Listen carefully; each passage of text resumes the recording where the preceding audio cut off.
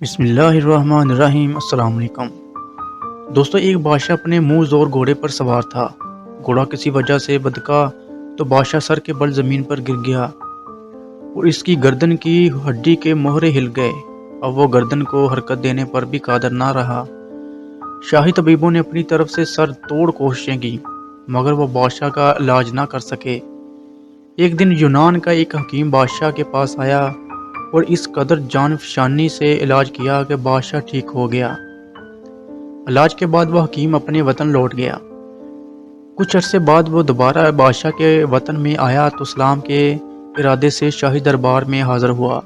اب لازم تھا کہ بادشاہ عذروئے قدر دانی اس حکیم سے مروت اور مہربانی کا برتاؤ کرتا، لیکن بادشاہ ایسے بن گیا جیسے اس حکیم کو جانتا ہی نہ ہو۔ دوستو، بادشاہ کے اس رویے سے حکیم بہت سخت رنجیدہ ہوا۔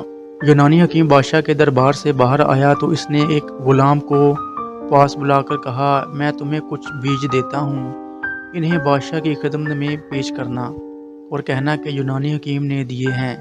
انہیں دہکتے انگاروں پر ڈال کر ان کی دھونی لی جائے تو بہت فائدہ ہوتا ہے، اس سے بادشاہ کی عمر بھی لمبی ہوگی۔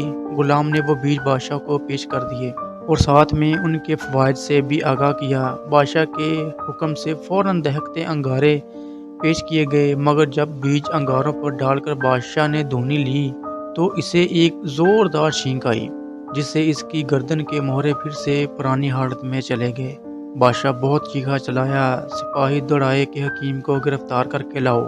باوجود بہت تلاش و بسیار کے اس حکیم کو کچھ پتہ نہ چلا۔ اپنی باقی ساری عمر بادشاہ نے ایسے ہی گزار دی۔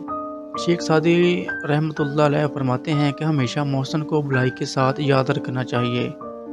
احسان فراموش شخص کمینہ ہوتا ہے اور